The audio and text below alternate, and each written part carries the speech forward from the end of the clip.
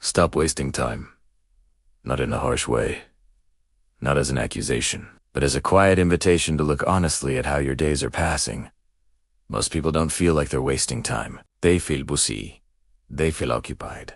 They feel mentally exhausted at the end of the day, yet strangely unfulfilled. And that confusion is where the problem begins. Time isn't usually wasted in big, obvious ways. It's not always hours of doing nothing. More often, it's lost in fragments.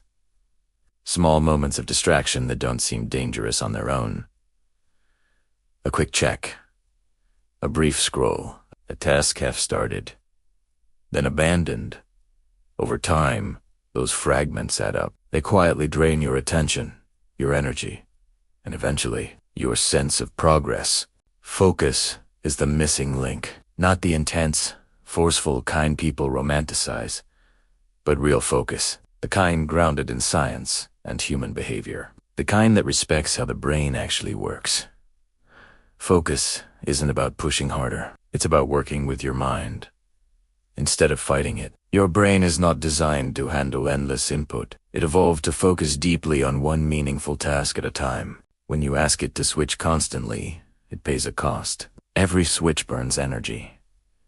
Every interruption leaves residue. You may not notice it at the moment, but by the end of the day, the fatigue is real. This is why time feels like it's slipping away faster than ever. It's not because you have less of it. It's because your attention is being divided into pieces. Too small to create momentum. Progress needs continuity. Growth needs sustained effort. And both require focus. The science is clear. When attention is scattered, performance drops. Learning slows. Stress increases. But when focus is protected, something changes. Tasks take less time. Decisions feel clearer. Confidence builds quietly, without drama. This isn't about becoming rigid or extreme. It's about awareness, about realizing that your attention is one of the most valuable resources you have. Once you see that clearly, the way you approach your day begins to shift. And before we talk about habits, or tools, or routines, it's important to understand one deeper principle. Because focus doesn't start with what you do. It starts with how your brain responds to the world around it. And that's where we need to go next. To understand focus, you first need to understand attention. Attention is not unlimited. It's a biological system with clear limits. Every time you direct it, you're making a choice, whether you realize it or not. And the brain treats every choice as work. When you switch from one task to another, your brain doesn't reset instantly. It carries traces of the previous task forward. Scientists call this attention residue. It's the reason you can sit down to work and still feel pulled by something you were just thinking about. Part of your mind is still there. This is why multitasking feels productive, but rarely is. The brain doesn't truly do multiple things at once. It just switches rapidly, paying a small tax each time. Over hours and days, that tax becomes mental fatigue. Not the kind that sleep fully fixes, but the kind that makes everything feel harder than it should.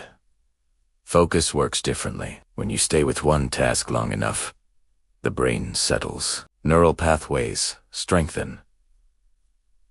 Efficiency increases. You enter a state where effort feels smoother. Time feels different. This isn't luck. It's biology. The encouraging part is this. Focus is trainable. It's not a personality trait. It's a skill, and like any skill, it improves with the right conditions. Clear boundaries. Reduced friction. Fewer unnecessary choices. Most people think they lack discipline. In reality, they lack an environment that supports focus. They try to rely on willpower alone. Willpower is limited. Systems last longer. The science suggests something simple, but powerful. If you want better focus, you don't start by forcing yourself to concentrate longer. You start by removing the things that constantly pull your attention away. You make it easier to stay with one thing, instead of harder. This is why small changes matter. One fewer notification. One clear priority. One defined block of time. These aren't productivity tricks. They're signals to the brain. Signals that say, "This matters. Stay here." Once the brain receives that signal consistently, it adapts. Resistance decreases. Focus feels more natural, less forced. But understanding science is only the beginning. The real question is how this plays out in everyday life. At work, in relationships, in the quiet moments when no one is watching. That's where focus either survives or disappears. Think about a normal day. You wake up with good intentions. There are things you want to do, work to finish, goals to move toward. But the day doesn't unfold in a straight line. It fragments. You sit down to focus, and something pulls you away. A message, a thought, a minor task that feels urgent. You tell yourself it'll only take a minute, and maybe it does. But when you return, the mental thread is thinner. Arderto gravis pattern repeats quietly. Not enough to cause alarm, but enough to slow everything down. By the afternoon, you feel busy but behind. By the evening, I was tired, yet unsatisfied. Focus in daily life isn't about isolating yourself from the world. It's about choosing what deserves your best attention. When you decide in advance what matters most today, your brain has an anchor. Without it, everything competes equally, and nothing wins. Habits play a role here. Not dramatic habits, simple ones. Starting work the same way each day, working in the same place, creating a clear beginning and a clear end. These signals reduce mental effort. They tell your brain, it's time to focus now. Decisions matter too. Every unnecessary choice drains energy. What to start with, what to respond to, what to ignore it. The fewer decisions you leave for the moment, the more attention you preserve for the work itself. Even rest is part of focus. Real rest, not constant stimulation disguised as relaxation. Quiet moments allow the brain to recover. They restore your ability to stay present. Over time, these small choices compound. You don't suddenly become a different person. You become more consistent, more reliable to yourself. And that consistency builds trust. When you sit down to work, your brain believes you. This is how focus shapes identity. Not through intensity, but through repetition, through showing up calmly, again and again. Still, even with good intentions, focus breaks down. Life interrupts. Motivation fades. Doubt creeps in. That's normal, and how you respond in those moments matters more than perfect execution. Because this is where most people give up, and where real growth actually begins. At some point, everyone struggles with focus. The mind wanders. Energy dips. You fall back into old patterns. And when that happens, the most common response is frustration, self-criticism, the feeling that something is wrong with you. But resistance is not failure.